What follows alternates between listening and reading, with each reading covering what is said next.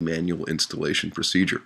I will assume that you've gone through the trouble of ordering it, and maybe you've even looked over some of our videos and helpful installation tips that you see here.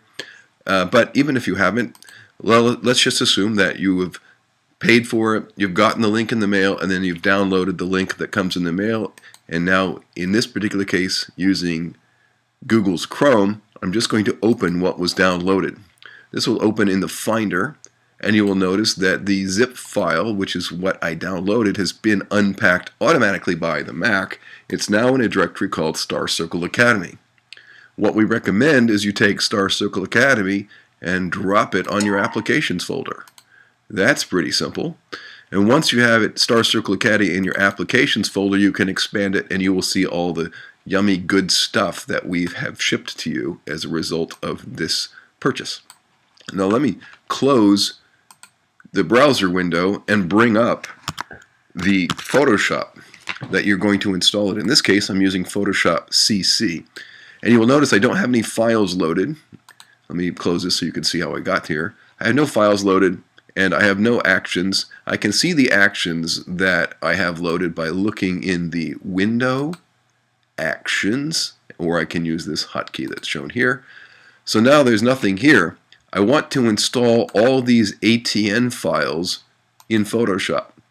It's possible to command click them and try and drag them all at once, but I find that doesn't always work. So you can do that to do it the quick way, but if the quick way doesn't work, and it did seem to work here, what you can do is drag them one at a time. Once they're here, I usually order them as follows. I put customizations below this, and I usually put that at the bottom. The all-in-one stacker is legacy. You don't really need it. You can even delete it if you want using the delete key on the palette. I won't delete it in this case. So now we've got the actions loaded, but we need to do one more thing.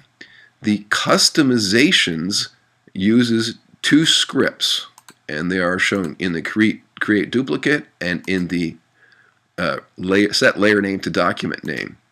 This script won't work. Why? Well, because it doesn't know where to find it. So one of the things you have to do, especially on the Mac, is manually fix this up. How do we fix it up? What we do is we click record. So now we're going to record a new step in this action.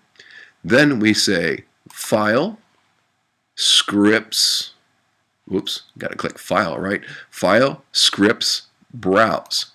Now we're going to find the applications directory called Star Circle Academy, where we just installed everything, expand it, and click the rename layer to doc name. Remember, that's the one we're doing right now, as you can see here, rename layer to doc. We'll click that, click open. It's going to pop up a message and say, oh, but you don't have a document, which is perfectly fine with us, because what it just did is it recorded a new step where it's properly given the path to the file name, which means we can take this step and delete it. In other words, if we ran this manually, we'll get the same thing as running it from the action, same as if we ran it manually before. We need to do the same thing with this script. It's duplicate doc from layer names. So we will do a record, we'll do a file, scripts, browse. Now we just want this one, click open. It's also going to complain because there's no doc open, but that's fine. It recorded this new step. We stop recording and we delete the other step because we don't need it. Now what we've done is we've loaded all the actions, we've loaded the scripts. It's really ready to go. We don't really need to do anything.